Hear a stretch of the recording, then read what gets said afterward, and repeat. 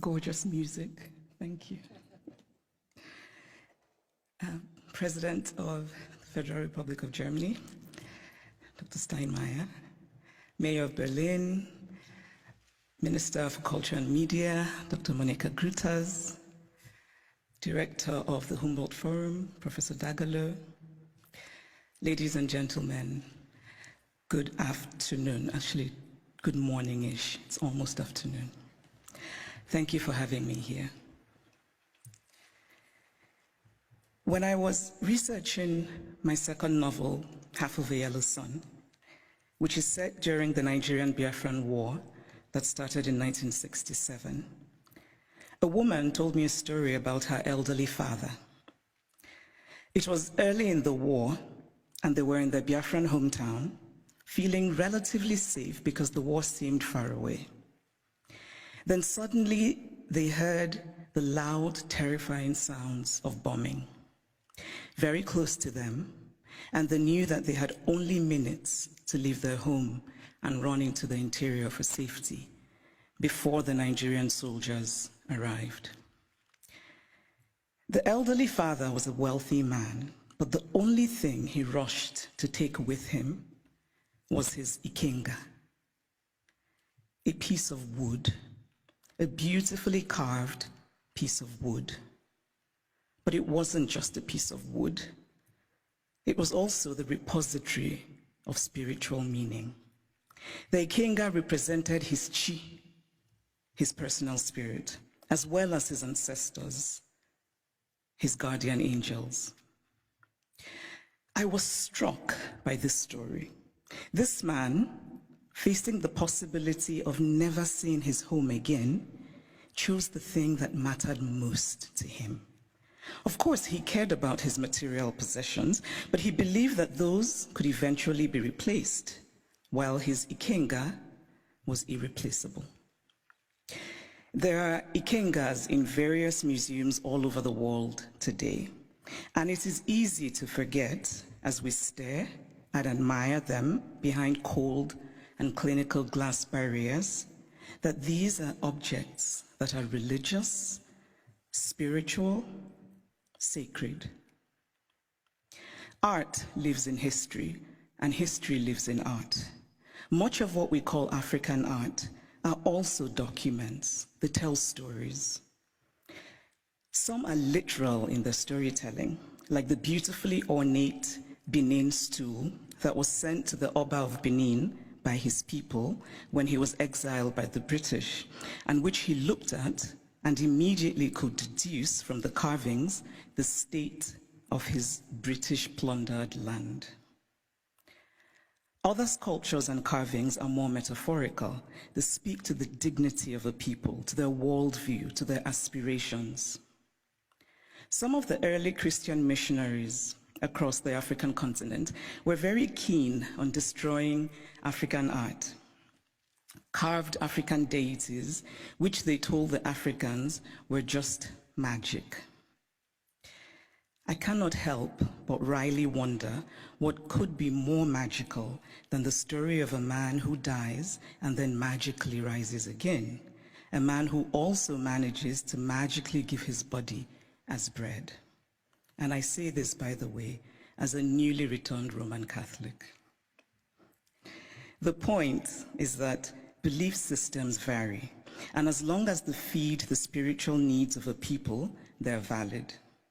We cannot be dismissive of a belief system merely because it is unfamiliar to us, just as we cannot be dismissive of a history because we are uncomfortable with it. So I'd like to tell a small story about a Nigerian woman who's married to a Belgian and has lived in Belgium for many years. She said once that she was shocked that her son, while being taught Belgian history, was taught nothing about Congo. They teach my son in school that he must help the poor Africans, she said, but they don't teach him about what Belgium did in Congo.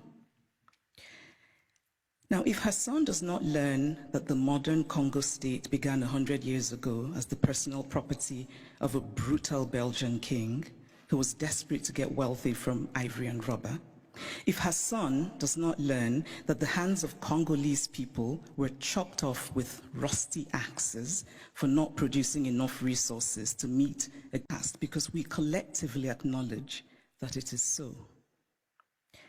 It is not that Europe has denied its colonial history. That would be too crude. It is instead that Europe has developed a way of telling the story of its colonial history that ultimately seeks to erase that history. The former French Prime Minister, Nicolas Sarkozy, gave a now infamous speech in Senegal, in which he said, "I have not come to deny mistakes or crimes. Mistakes were made and crimes committed. But no one can ask of the generations of today to expiate this crime perpetrated by past generations." This is central to the story that Europe tells itself about its colonial history. It is a story that basically says, yes, colonialism happened, but. And whatever comes after the but is the focus of the story. What the focus on the but does is that it absolves. It frees Europe of responsibility, of a significant and traceable connection to the African present, and it allows Europe the glow of charity. But the truth is that the past does not merely tell us what happened yesterday, it also illuminates what happens today. If we acknowledge that present-day Europe is shaped by the Renaissance of 600 years ago, by the Enlightenment of 300 years ago, then surely we cannot say that what happened merely 100 years ago in Africa no longer matters. It matters.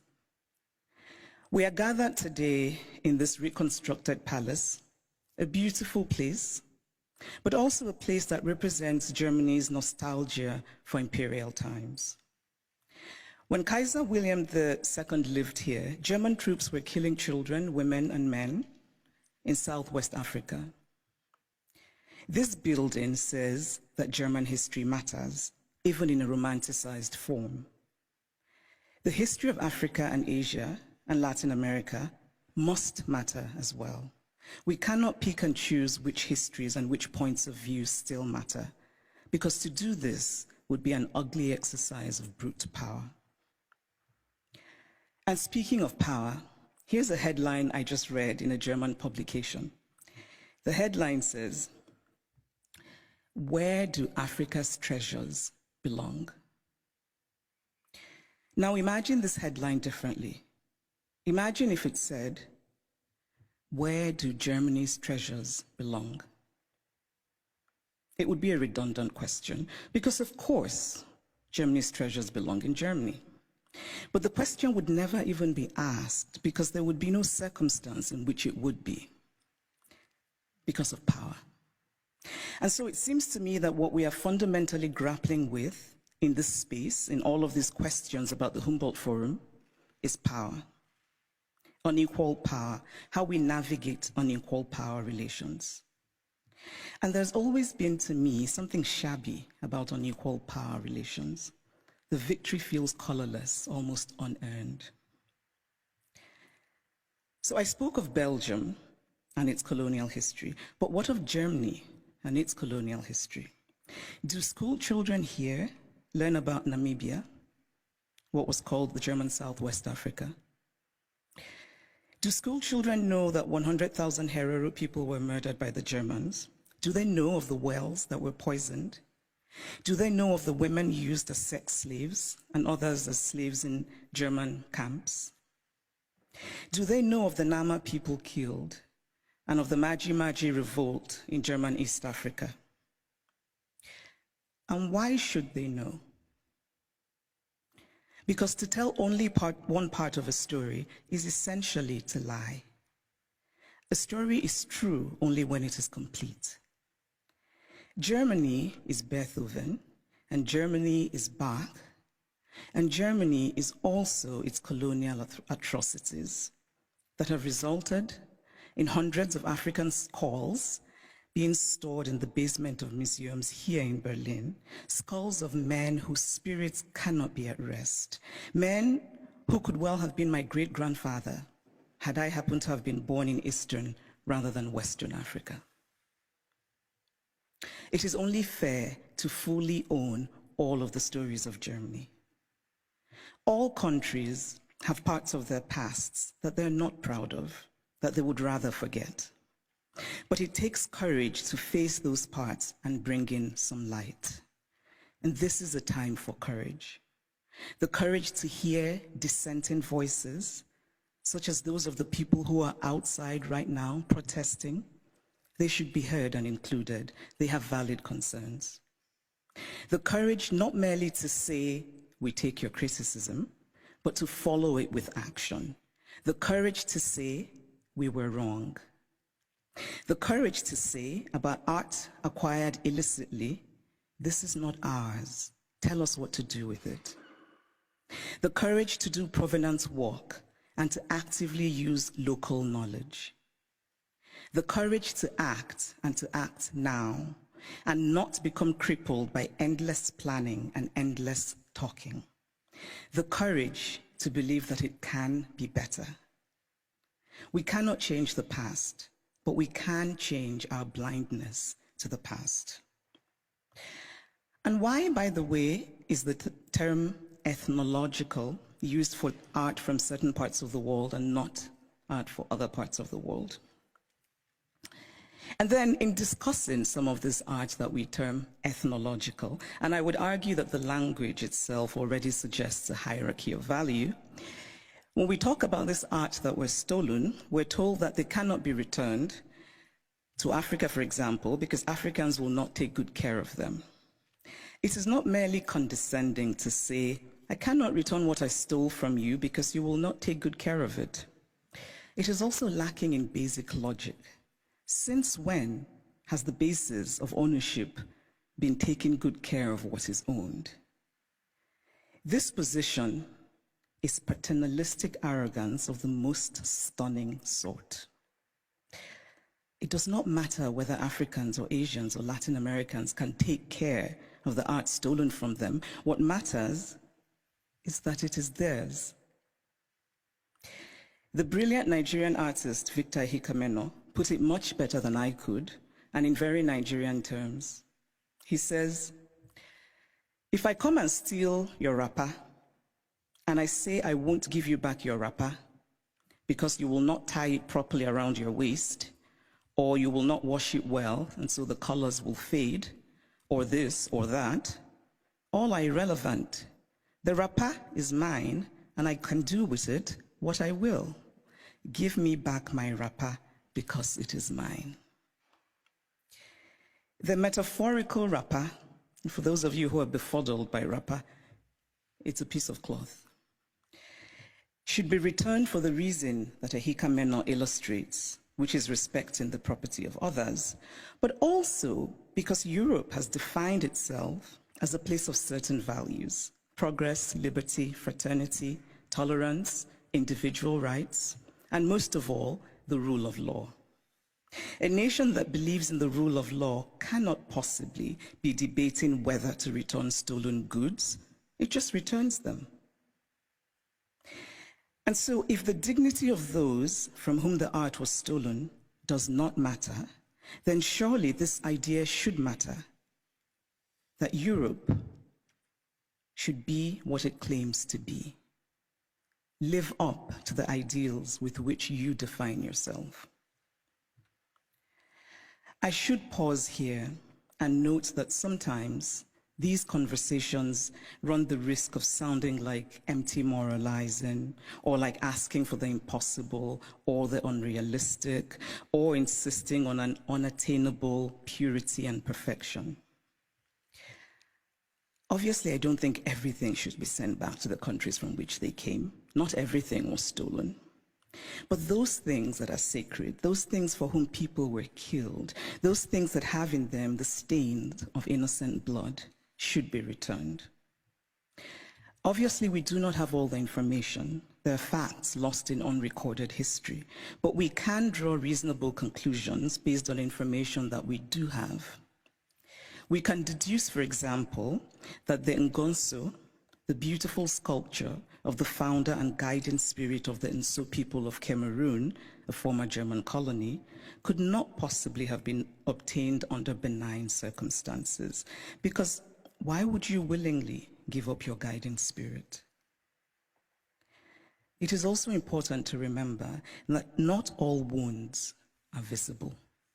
Some wounds we carry in our hearts, inherited from our parents, passed on to our children. But this discourse is, of course, not just about the Humboldt Forum. It is about museums all over Europe, in France, in the Vatican, in Britain. And I must acknowledge that Germany is the first of the powerful European nations that has made a gesture towards returning the Benin bronzes. But it is also interesting that the announcement said that a substantial amount would be returned, which made me wonder how this would be determined and by whom. And it is equally interesting that it is British colonial loot rather than German colonial loot that is being returned by Germany. But still, it is progress. And Germany's action, this gesture towards righting what is wrong, must be acknowledged. My acknowledgement of it is not to say that the work is done, but that the work has started, and that perhaps a place like the British Museum, and I know that Neil is here, which owns the majority of the Benin bronzes, might perhaps be inspired by the German decision, and that hopefully the British Museum will rethink and that hopefully the British Museum will rethink its policy of retain and explain, which is unacceptable. So this is the Humboldt Forum. A forum usually implies, among other things, a space created for a free exchange of ideas. One can only hope that the Humboldt Forum will live up to its name as a space for true intercultural and transcultural exchange of ideas in mutual respect between the cultures. But this rhetoric, free exchange of ideas, must be practical. And by that, I mean such things as travel visas. It must be easy for people from Africa and Asia and Latin America who should participate in these conversations to get travel visas. The Humboldt Forum was conceived as a place to tell the universal story of the human race from multiple perspectives. This is a commendable idea, but it is incomplete. Because again, we must confront the issue of power. Who tells the story? Who is the teller and who is told about? Who decided that African art should be labeled ethnological? Who has the right to exhibit the other?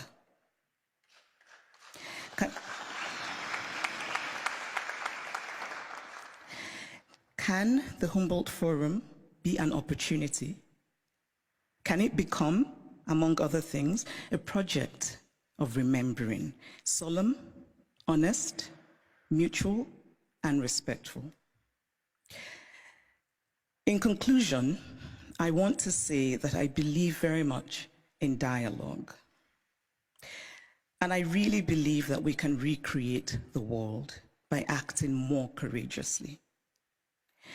To act with courage is to have concrete hope in a better future. We carve out a small space of the world, we shape and we reshape it, and in that way, small slice by small slice, we walk slowly, yes, but we walk on the path to real progress. Courage and hope are intertwined. Courage is an act of hope, and hope is born of courage. Acts of courage create hope, and there is nothing more essential to the human spirit than hope. So here's to courage. Thank you.